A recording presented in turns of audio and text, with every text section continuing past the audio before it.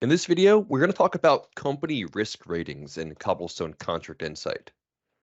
So this is a tool that you could use to evaluate companies over time.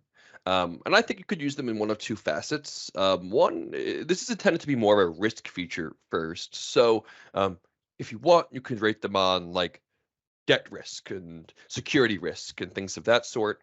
Or two, it could be a little more micro, a little more day to day. So it could be like performance risk, response time, just kind of rating the vendor on a day to day performance level. I'm going to opt for the latter in the example today. And so from the company details page, I can go to my side menu and go to my risk rate. From I'll see any of the current ratings, and this particular company only has one rating at the moment. And I should add, these ratings are added individually and manually. So you do have to kind of keep on top of it. If it's something you want to use, it's definitely something that would benefit you to, use more consistently across all of your companies. So you get some more valuable data.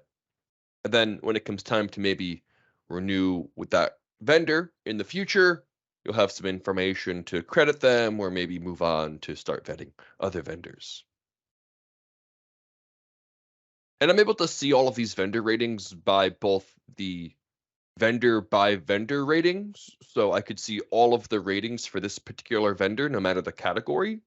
Um, or I can go to a different category in my system elsewhere, and I could see basically all of the, say, performance ratings across all of the vendors in the system. So right now I have a kind of a lens that just looks at one vendor, but later I can look at a more holistic view of all of the vendors in the system. So I have my risk assessment here from 0 to 100 on the x-axis. It shows the probability the risk will occur. And of course, green is not very likely, red is very, very likely. Over on the y-axis, we have the risk exposure. It's more like, how dangerous is the risk? How risky is the risk? So 100 is like very, very risky. 0 is not very risky. So this one is performance risk. So 60% sure this would occur, and it's not really very dangerous though.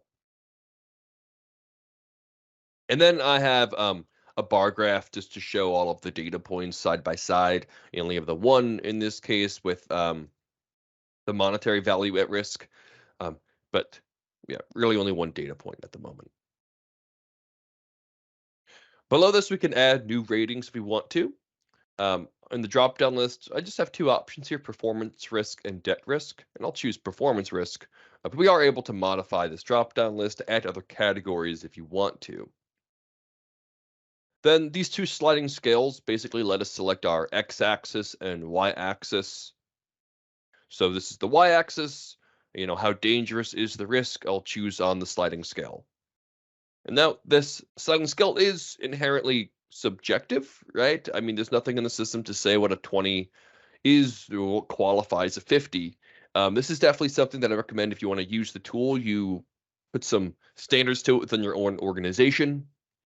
Say, hey, why would we rate this a 70 versus a 40? Or go, what's the difference to us? And this is the same, right? This is the x-axis here.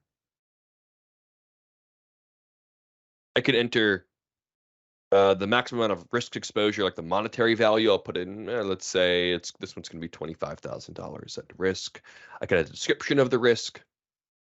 Are there any controls in place to mitigate or reduce the risk? And a recommended risk response. I'll just put in some test stuff at the moment, just for ease. I'll head to the bottom and I'll save, and we'll see that data point appear on the matrix. And there's our new data point. If I scroll down, I can see a table of all of the risk entries that I've entered in the past. Right, so you can see all of the information, including the description, mitigation efforts, recommended risk exposure, etc. But I should also note there's no like title for each of these data points, so I definitely recommend being pretty robust here in your description. Um, so when you look at this a year from now or so, you know why you rated it as you did. Next, I want to show you where you can access the full page to see all of the vendor ratings across the system.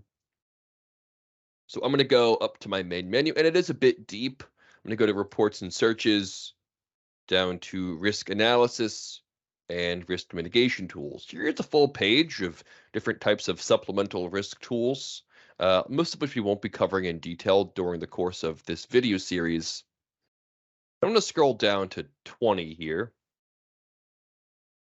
And from here, I can choose the table of the system I would like to filter by. We'll go with contract detail. Oh, and we'll go with vendor customers in this case. And we've been adding items to performance risks. That's what I'll select, and I'll apply those filters. And let's see where in the system those have shown up. And I can see all of the vendor ratings in my system. Right now, I just have the one I entered a moment ago. And finally, I should just mention basically how to add other categories to the risk mapper if you would like to. So I can go to my main menu and then down to my manage risk category list. And here I can add additional categories if I choose. And that's that. Those are all of the basics with the vendor ratings or the risk mapper in Cobblestone Contract Insight.